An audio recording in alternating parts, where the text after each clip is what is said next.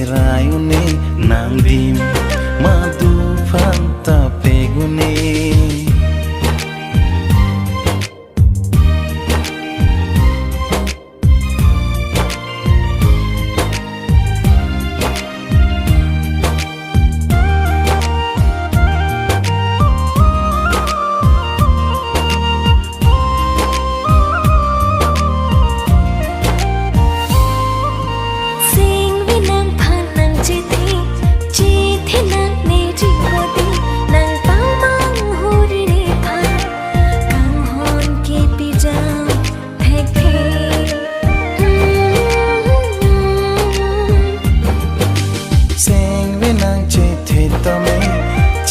thế nát ni jibo de nang pa cho bai be nang pa kang hon ta pijam nang ni nang pen ka pre ka phan ki kang hon pi pe ne nang pharman si dim klon bi pom vet ni nang di madu phan ta pe kuni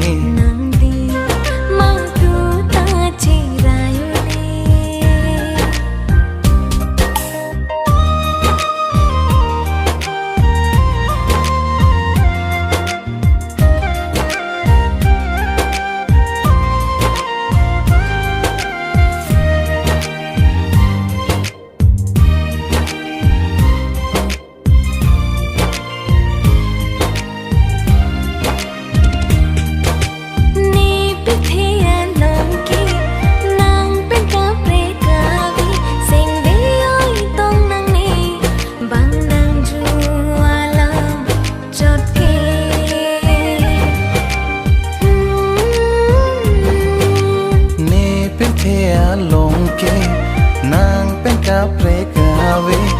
sing we ne che pa ye bang nang ju alam chot ke